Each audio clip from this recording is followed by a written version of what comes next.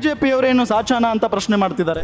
ಅದಕ್ಕೆ ಮುಂಚೆ ಅವ್ರು ಮಾಡಿರೋ ಹಗರಣದ ಬಗ್ಗೆ ಅವ್ರು ಮಾತಾಡಿ. 21 ಹಗರಣಗಳಿದಾವೆ ಬಿಜೆಪಿಯವರದು, ತೆರೆದಿಡ್ತೀವಿ ಅಂತ ಹೇಳ್ತೀವಿ. ತೆರೆದಿಡ್ಲಿ ಅಲ್ಲ. ಅಕಸ್ಮಾತ್ ಆಗಿ ಮುಖ್ಯಮಂತ್ರಿಗಳು ರಾಜೀನಾಮೆ ಕೊಡಲಿಲ್ಲ ಅಂದ್ರೆ ಮುಂದಿನ ನಡೆ ಏನಿರುತ್ತೆ ಬಿಜೆಪಿಯದ್ದು? ಇದು ಮುಗಿಯೋದ್ರೊಳಗೆ ಅದಾಗತ್ತೆ ನೋಡಿ. ಪಾದಯಾತ್ರೆಯನ್ನ ಮಾಡ್ತಿದ್ದೀರಿ, ಅದು ಬಿಜೆಪಿ ಮತ್ತು JDS ಸೇರಿ. ಈ ಪಾದಯಾತ್ರೆ ಯಶಸ್ವಿ ಆಗುತ್ತೋ ಅನ್ನೋದೊಂದು ಪ್ರಶ್ನೆ. ಆದರೆ ಸಿದ್ದರಾಮಯ್ಯನವರು ರಾಜೀನಾಮೆ ಕೊಡಲ್ಲ ಅಂತ ಹೇಳ್ತಿದ್ದಾರೆ. ಇಲ್ಲಿ ನೋಡಿ, ಜನಸಂದಣಿ ನೋಡಿದ್ರೆ ಇದು ಈಗಾಗಲೇ ಯಶಸ್ವಿ ಆಗಿದೆ ಅಂತ ನಿಮ್ಗೆ ಅನ್ಸೋದಿಲ್ವಾ?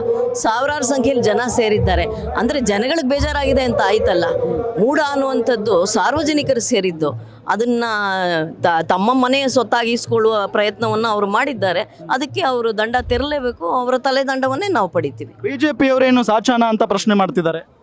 ಅವರು ನೋಡ್ರಿ, ಅವ್ರ ಹತ್ರ ಏನಾದರೂ ಹಗರಣಗಳು ಹಾಗೆ ಏನಾದರೂ ಇದ್ದಿದ್ರೆ ಅದಕ್ಕೆ ಸೂಕ್ತವಾದ ನಿದರ್ಶನ ತಂದು ಜನಗಳ ಮುಂದೆ ಇಡಲಿ, ಆಮೇಲೆ ಮಾತಾಡಲಿ. ಅದಕ್ಕೆ ಮುಂಚೆ ಅವ್ರು ಮಾಡಿರೋ ಹಗರಣದ ಬಗ್ಗೆ ಅವ್ರು ಮಾತಾಡಲಿ. 21 ಹಗರಣಗಳಿದಾವೆ ಬಿಜೆಪಿಯವರದು, ತೆರೆದಿಡ್ತೀವಿ ಅಂತ ಹೇಳ್ತಿದ್ದಾರೆ. ತೆರೆದಿಡ್ಲಿ ಅಲ್ಲ, ಸುಮ್ಮನೆ ಇದೇನು ಎದುರ್ಸೋಕೇನಿದೆ? ತೆರೆದಿಡ್ಲಿ. ಹಾಗೇನಾದರೂ ಇದ್ರೆ ತೆರೆದಿಡ್ಲಿ ಅಲ್ಲ.